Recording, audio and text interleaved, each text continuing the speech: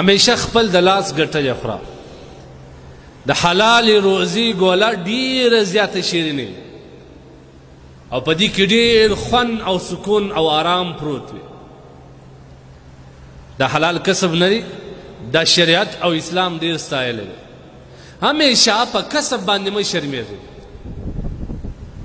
په حلال کار په حلال روزي باندې یا د روزي په ګټلو چې کوم اسباب دي په دې باندې مه شرمېږئ. ستا لپاره د روزي د ګټلو لپاره چې کوم اسباب الله مهیا کړي دي، هر سبب چې هغه ستا او ستا د بچیانو د رزق یو سبب ګرځي، د دې قدر وکړه، په شرمېږه مه. که په وشرمېدلې بیا به د دنیا یو خوار او ذلیله کس ستاسې جوړېږي. دا بعض کسان نه دي، خاص کر دا نوي ماډرنه بعض ځوانان دا په خوارۍ باندې شرمېږي، دا په کاروبار شرمېږي، دا په روزګار شرمېږي، دا په مزدورۍ شرمېږي. سهار د 10 بجو بیدي چې راوځي پیکۍ واړوه یوې خوا ته سپین کالي واغونده، پر یوه روپۍ باندې قدرت نه لري. د کور ټول انسانان د ده ولاس ته تم وي، دی په کاروبارو په روزګارو په مزدورۍ باندې شرمېږي، بیرته خالي جیب را روان دي، دا ټول کور ناامیده پاتې.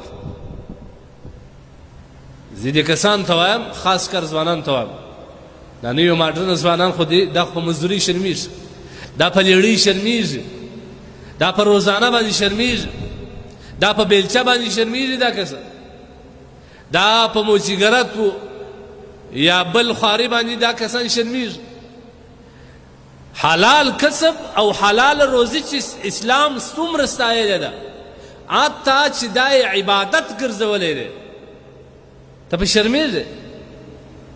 نن دا بعض ځوانان وینې ټوله ورځ په ګلیانو او د بل پر دوکانو په ناست په تېره سي.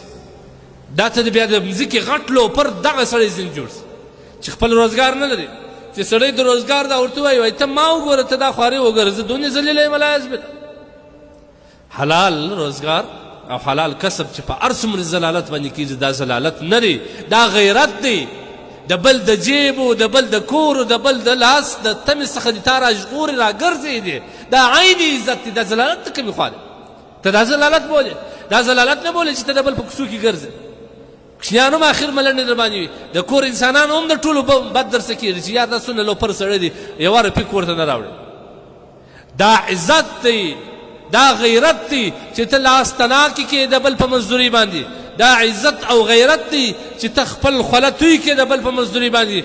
دا عزت او سراسر عزت دی دا چې ته د بل په مزدورۍ باندې ځان ستړی کې، کالي دې په خولو باندې لانده سي او بیا بیرته خپله ګټلې مزدوري کور ته راوړې، د کور انسانان در باندې راټول سي، در دې عبادت نسته او در دې ښه عزت نسته. وظیفه رزق په تلاش باندې په مزدورۍ باندې شرمېږي. تاسو وګورئ انبیا علیه الصلاة والسلام د مځکې د سر لویه هستي داره، د مخلوقات کې در ټولو عظیم مخلوق دغه انبیا دی، در ټول عزتمن و غیرتمن دغه انبیا دی. لیکن دا انبیا هر نبی خپل کسب کوي، دا په کسب نه شرمېدل. دې نه انبیاو ته الله سبحانه وتعالی د حلال روزي د تلاش حکم کړی دی. که چیرې په دې کې عزت وایي سړی آرام کښېني، د بل وجیب ته تمه وکړي، د بل ولاس ته تمه وکړي، نو الله به انبیاو ته ویل چې تاسو خالي دعوت کوئ، پیسې او ګټلې و روزي دا نور خلک درته راوړي. لیکن الله سبحانه وتعالی انبیاو ته وایي، انبیاو ته الله سبحانه وتعالی دا حکم کوي چې تاسو خپل حلال رزق کوئ، خپل حلال کسب کوئ. تاسو وګورئ انبیاو کې حضرت ادریس علیه الصلاة والسلام د سلایي کار کوي، خیاطي یې کول. موږ ځوانان خو اوس په خیاطي شرمېږي. دا د عظیم هستي ادریس علیه الصلاة والسلام چې د الله ستر نبی دی، د الله ستر مخلوقات څخه یو مخلوق دی، هغه یې د سلایي کار کوي، هغه یې خیاطي کوي. ابراهیم علیه الصلاة والسلام د کپړو کاروبار کوي. موسی علیه الصلاة والسلام الله سبحانه وتعالی دته د حلال روزي دپاره الله سبحانه وتعالی موسی علیه الصلاة والسلام ته شپنې د بل رمه یې کتل. تاسو په قرآن عظیم شان کې دا واقعه علماو څه نه ده اورېدلې. او آدم علیه الصلاة والسلام د زراعت کار کوي.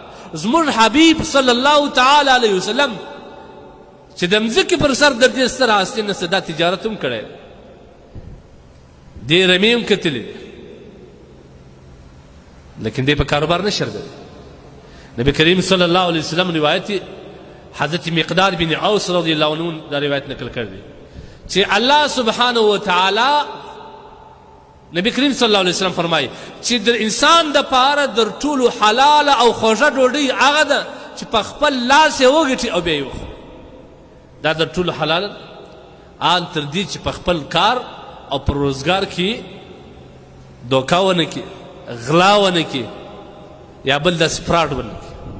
د دې د خپل لاس ګټلې چې کوم ده دا در ټولو زیات برکتمنه او خوږه ګوله ده. بل روایت کې راځي نبی کریم صلی الله علیه وسلم فرمایي چې الله سبحانه وتعالی هغه کس چې د خپل کسب او پیشې څخه خوراک کوي، د خپل لاس د مزدورۍ څخه خوراک کوي، الله سبحانه وتعالی دا کس د ځان لپاره محبوب جوړوي. دا کس الله سبحانه وتعالی د ځان لپاره محبوب جوړوي. نن زموږ انسانان په کسب باندې شرمېږي. حدیث کې راځي نبی علیه الصلوة والسلام ته صحابي وایي ای العمل یا ای الکسب اطیب، در ټولو بهترین کسب او خوږ کسب کم یو دی؟ یعنی در ټولو خوږه ګټلې کسب دا ګټلې ته وایي در ټولو خوږه ګټلې او خوږه پیسه او خوږ رزق کم یو دی؟ نبی کریم صلی الله علیه وسلم فرمایي چې د انسان د خپل لاس ګټلې عمل الرجل بيده، په خپل لاس باندې چې کوم شی ګټلی دا د ټولو بهتر دی. بل روایت کې راځي هغه کس چې بل چاته سوال کوي لاس نیسي در هغه دا ښه دی چې سړی ځنګله ته ولاړ سي، ساراو بیبانو ریګو ته ولاړ سي او د بوټو یو غټ بار په خپل اوږو راوړي، په دغه په بازار کې خرڅ کړي، په دې پیسو باندې خپل بچیانو ته خوراکه راوړي. دا در هغه په هزار وار باندې ښه دی چې دی بل چاته لاس نیسي. دا زموږ بعض انسانان نه دي، دا په حلال روزي باندې شرمېږي، دا په مزدوري شرمېږي، ټول عمر به پر ده باندې په لوپرۍ باندې تېر سي، پیکۍ دورې واړه پیکۍ دورې واړه، پر دې دوکان کښېنه پر دې دوکان کښېنه. هر څوک چې راځي د هغه په جیب کې دې تمه وي، د هغه په لاس کې دې تمه وي چې دا به یو بوتل راکړي، دا به یو فلانکی راکړي. یا په کوڅو کې خلک ستاسې په تکلیف وي، انسانان درسې په تکلیف وي، د دې کور ګېر ته کښېنه په موبایل اخته سه، د دې کور ګېر ته کښېنه په موبایل اخته سه، دلته دورې په کوڅه کې تېر سي، دلته دورې په کوڅه کې تېر سي. انسانان ټول څه په تکلیف. دا د بې عزتي ژوند دی، دا والله که عزت دی، دا د ټولو بې عزتي دغه شی دی. انسان په خپل غیرت او عزت نه پوهېږي، در دې بې غیرته او بې عزته هېڅوک نشته چې د ده ورځ او قیمتي وخت په ټوله په ګلیانو کې پر تېر سي یا د بل په دوکانو او د بل په تړو پر تېر سي. دا نو بیا همیشه یا د بل په جیب کې تمه یا د بل ولاس نه تمه یا یو غل و ډاکو رهزن بیا د دغه کسانو سره جوړېږي. خپل اولاد ته د حلال روزي حکم وکړه، خپل اولاد ته د حلال روزي فضیلت بیان کړه. دا د شرم کار نه دی چې سړی په خپل لاس باندې ګټي او بیا یې خوري. دا د ټولو عزتمند سړی، هغه د ټولو بې غیرته او ذلیله او بې عزته سړی دا دی چې همیشه په خپل حلال روزي او روزانه او مزدورۍ باندې شرمېږي، د بل وجیب ته تمه خود به بیا یا د پلاره پیسې غلا کوي یا به د مور غلا کوي، د مور پلار داسې غلا کوي، بیا د همسایګانو کور ته وراوړي، بیا د کلیوالو کور ورته وراوړي. اخر د زمانې یو غټ ټاکو یو غټ غل د دغه سړي سره جوړ شي. ورې واورئ د حلال روزي ګټل دا عبادت دی، دا یو فریضه ده د الله د لورې پر تا ایښودل شوې ده. حدیث کې هم راځي طلب کسب الحلال فریضة بعد الفرائض، د نور فریضو نه وروسته دا هم پر تا باندې یو ذمه داري ده، یو فریضه ده، ته به کوې. هغه سپین ږیري تاسو نه دي لیدلي چې خپل لاسونه یې تڼاکې کړي؟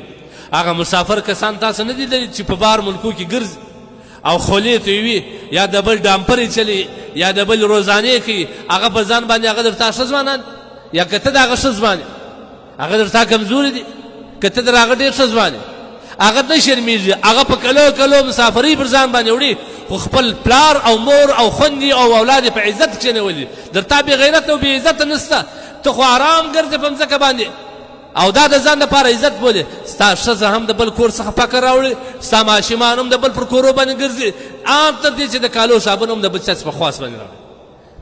دا ته غیرت بولې، دا ته عزت بولې؟ دا عزت او غیرت نه دی.